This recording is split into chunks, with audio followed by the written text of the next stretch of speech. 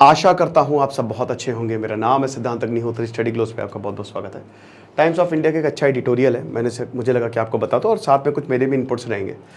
देखो, पाकिस्तान पे जब से IMF ने इनको स्टैंड बाई एग्रीमेंट मतलब लगभग $3 बिलियन दिए हैं, अच्छी बात है, तब से मैंने कोई लेक्चर नहीं लिया। चैनल पे आ रहे थे बट मैं था नहीं, तो आज मैं चलो बताता हूँ आपको, एक अच्छा एनालिसिस देता हूँ। देखो यार, सॉवरेन डिफॉल्ट करना, अब आर्टिकल में तो ये है कि इससे कुछ फ़ायदा होगा नहीं, ठीक है।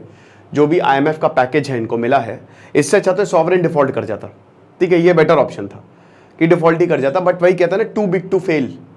पाकिस्तान एक न्यूक्लियर नेशन है, बड़ा नेशन, इस्लामिक वर्ल्ड में सबसे बड़ा अगर बात करें, ठीक है, बड़ा इन द सेंस कि अगर मिलिट्री वाइज बात करें तो पाकिस्तान है, बहुत बड़ा है, न्यूक्लियर है। इस्लामिक नेशंस में खाली पाकिस्तान ऐसा देश है जिसके पास न्यूक्लियर वेपन्स है। तो आप ये समझिए कि, और फिर पाकिस्तान का ये भी डर रहता है कि चलो आतंकवादी, अगर तुमने हमको मदद नहीं की तो हम आतंकवादी छोड़ देंगे, तो ये भी एक डर रहता है। तो अब IMF ने इनको मदद दी, देनी नहीं चाहिए थी लेकिन दी। और इनका जो EEF था, याद रखिएगा, जो एक्सटेंडेड फैसिलिटी है, एक्सटेंडेड फंड फैसिलिटी, उससे इनको मदद नहीं मिली है। इनको एक स्पेशल पैकेज दिया गया है, स्टैंड बाई एग्रीमेंट, SBA जिसको आप बोलेंगे। ये आप समझिए कि अभी हम EEF आपको नहीं दे रहे हैं, लेकिन तब तक आप ये रख लो, समझ रहे हो, तब तक आप इस पैसे से काम चलाओ। बट इस पैसे से काम चलाओ, बट IMF ने स्ट्रिक्ट कंडीशंस रखी है। अब ये देखना होगा कि पाकिस्तान इस स्ट्रिक्ट कंडीशंस को फॉलो करेगा कि नहीं करेगा।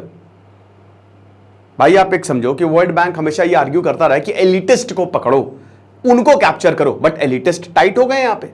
कौन कौन एलिटिस्ट में आ गया भाई? पाकिस्तान को ये 4 लोग कंट्रोल करते हैं। सबसे पहले कौन? जो लैंडलॉर्ड्स हैं, जिनके पास तगड़ी जमीनें हैं।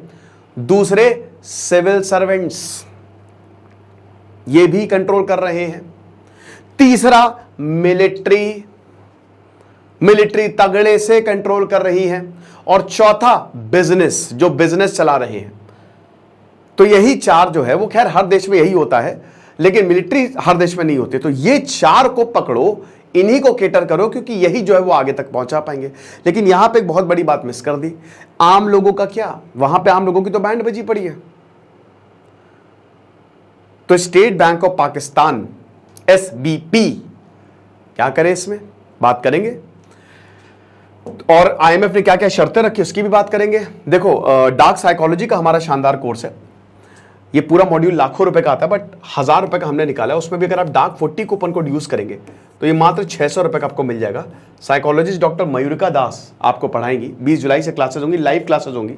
लैपटॉप पे आप लाइव क्लास एक्सेस कर सकते हैं। ओके, तो ये एक जो सेशन है वो 2.5 घंटे का रहेगा। मैनिपुलेशन से आप बच जाएंगे और अपने मैनिपुलेशन को आप पॉजिटिव वे में दूसरों के लिए यूज कर पाएंगे। आपको बता दूं कि आप सक्सेस हो पाएंगे। तो कैसे इसको करना है वो हम अच्छे से बताएंगे। तो इस कोर्स को आप जरूर अवेल करें, हमारे ऐप को डाउनलोड करें। तो पहले तो हम बात करते हैं कंडीशंस क्या क्या है IMF की, ठीक है। देखिए, $1.2 बिलियन नहीं दिए, लेकिन ज्यादा दे दिया। अब जो यहाँ पे टेक्सटाइल ओनर्स है वो क्या कह रहे हैं, तिगुना हो जाएगा बिजनेस, ग्रोथ तिगनी हो जाएगी। इस सकदार जो है फाइनेंस मिनिस्टर, भाई उन्होंने काफी कुछ किया, ठीक है। इकोनॉमी को तो संभाल नहीं पाए, बट उनका जो फिक्स्ड एक्सचेंज रेट था उसने ठीक किया। पाकिस्तान ग्रो किया थोड़ा बहुत, बट उसने बैलेंस ऑफ पेमेंट की क्राइसिस जो है वो क्रिएट कर दी, समझ रहे हो। अभी इस समय जो पाकिस्तान का रुपया है वो 286 रुपए है $1 के मुकाबले, और ये और ऊपर जाएगा। IMF कोई भी तुमको पैसा ऐसे नहीं देगा। मैं हमेशा फ्रीबीज के अगेंस्ट रहता हूं कि जो फ्री में चीजें दी जाती ना, ये बहुत ही डेंजरस होती है। पाकिस्तान में दिक्कत थी, पाकिस्तान की सरकारों ने फ्री इलेक्शन के चक्कर में देते रहे वो, और इसी वजह से वो डूब गया है। अब IMF ने सबसे पहले तो बोला है कि भाई जो तुम्हारा इंटरेस्ट रेट है वो बढ़ाओ। अभी 22% है, 22%। लिक्विडिटी एडजस्टमेंट रेशियो, भारत में भी रेपो रेट है, जिससे भारत क्या करता है, इन्फ्लेशन को कंट्रोल करता है। जब उसको पैसा हटाना होता है मार्केट से, क्योंकि महंगाई ज्यादा, इस समय महंगाई ज्यादा, तो रेपो रेट बढ़ा हुआ है, तो हटाना है अगर पैसा तो रेपो रेट बढ़ा देगा, घटाना है तो रेपो रेट, मतलब अगर पंप करना है पैसा तो रेपो रेट घटा देगा। सिंपल सी बात है। रेपो रेट रीपरचेजिंग रेट होता है, जिससे बैंक जो हैं वो क्या करते हैं, उधार लेते हैं किससे, RBI से, एक पर्टिकुलर इंटरेस्ट पे। रिवर्स रेपो रेट इसका उल्टा होता है। तो समझो कि रेपो रेट जब बढ़ेगा या घटेगा, अगर बढ़ा तो यानी कि अब आपको बैंक को इंटरेस्ट ज्यादा देना है। अब बैंक जो है वो पैसा कहां से लेता है, वो कस्टमर से लेता है। जैसे मैं बैंक के पास गया, मैंने कहा महाराज हमको लोन दे दीजिए, उसने हमको लोन दे दिया। अब उसने उस पर एक इंटरेस्ट लिया। अब वो जो बैंक पैसा मेरा ले रहा है वो RBI को देगा, और पैसे उस बैंक को भी तो चाहिए ना पैसे।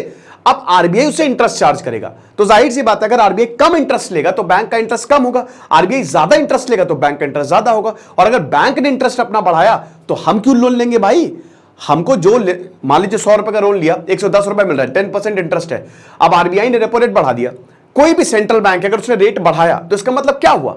जैसे स्टेट बैंक ऑफ पाकिस्तान में भी 22% है, 22%, समझ रहे हो? यानी कि अगर आप कुछ भी ले रहे हो तो आपको 22% पे उसको देना है, तो कोई लोन लेगा और ये और बढ़ेगा। लेकिन आईएमएफ कह इसको और बढ़ाओ, क्यों? महंगाई बहुत है भाई, 40% से ऊपर तुम्हारी 38% के करीब तो महंगाई चली गई है, तो इसको हटाओ, जितना हो सके बढ़ाओ। पैसा जाना ही नहीं चाहिए, मार्केट से पैसा बिल्कुल हटा दो। लेकिन चलो अच्छा, पहले तो कंडीशन हम देख लेते हैं। पहली कंडीशन ये है।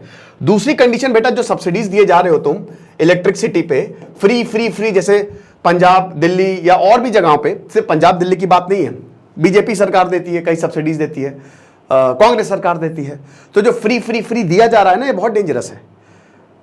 बिजली फ्री कर दी, पानी बह रहा है तो बह ही जा रहा है, पानी फ्री कर दिया तो चल रहा है, ट्यूबवेल तो चल ही, ग्राउंड वाटर खत्म होता जा रहा है, तो घूम फिर के हमारे पास आता है। तो अब यहां पे बोला है कि जो तुम बिजली पे सब्सिडी दे रहे हो, खत्म करो उसको, बिल्कुल खत्म करो। फिर उसके बाद टैक्स रेट बढ़ाने को बोले, बढ़ाओ इसको टैक्स। और जो स्टेट ओन्ड इंटरप्राइजेस हैं, एसओई, जो लॉस मेकिंग है, इसको प्राइवेटाइज करो, यानी कि प्राइवेट की एंट्री करो, अपना मार्केट और खोलो, ताकि बाहर से, क्योंकि यहां पे बहुत पाकिस्तान ने इंपोर्ट रिस्ट्रिक्शंस लगा रखी हैं। अब इसमें प्रॉब्लम ये है ना कि देखिए, बैंड वैसे ही पाकिस्तान की बजी हुई है, तो उसमें बहुत सारे प्रोडक्ट्स पे इंपोर्ट रिस्ट्रिक्शन मतलब ये है कि बाहर से ये प्रोडक्ट यहां पे नहीं बिकेगा, ताकि हमारा मार्केट खराब ना हो। आईएमएफ बोला ये भी हटाओ। तो एक तरीके से पाकिस्तान की कमर तोड़ दी, खत्म कर दिया। लेकिन पाकिस्तान के पास कोई चॉइस नहीं है।